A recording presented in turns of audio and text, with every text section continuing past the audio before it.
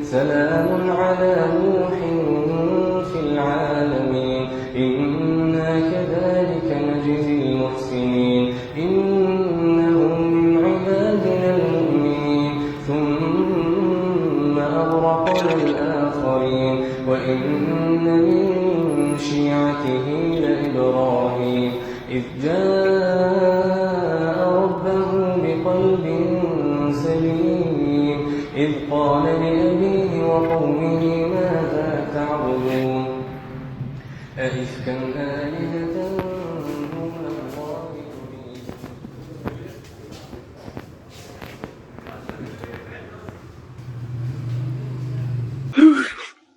خدت الصدمة بقى. انا خدت الصدمة. ايه عامل ايه؟ ربنا يكتبها لك يا رب. هناك دنيا تانية.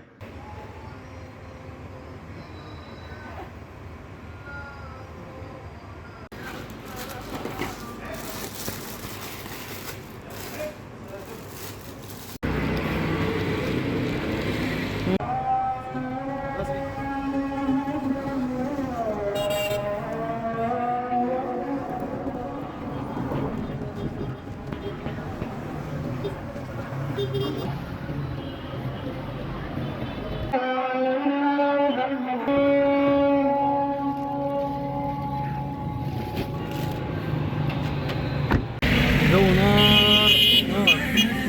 اللهم اجرنا من النار ومن عذاب النار يا رب العالمين. قد خسر الذين كذبوا بلقاء الله وما كانوا مهتدين وإما نرينك بعض الذي نعدهم أو نتوفينك فإلينا مرجعهم.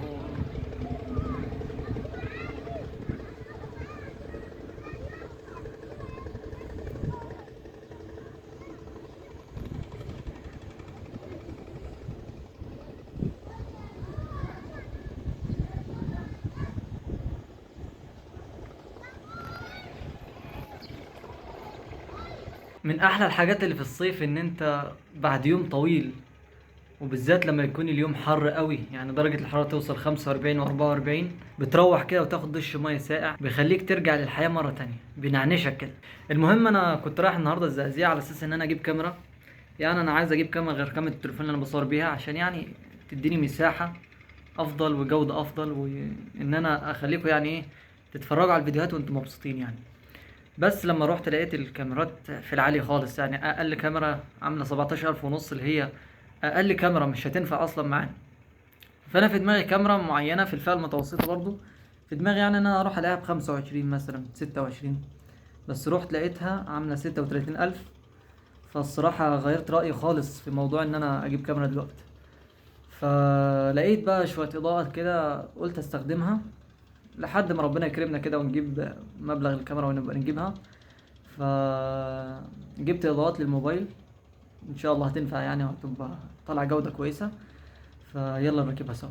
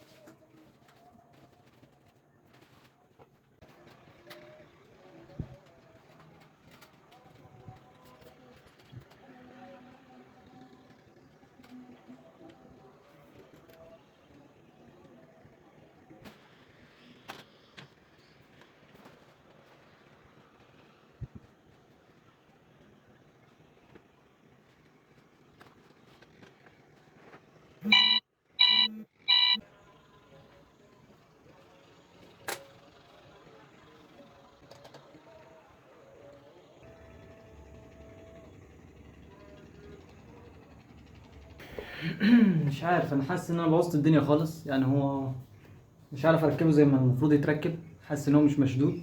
تمام يا بص سايب خالص. فحاول ادخل اشوف طريقه كده ان انا اظبطه بيها، ونركب التاني ان شاء الله ونشوف النتيجه النهائيه.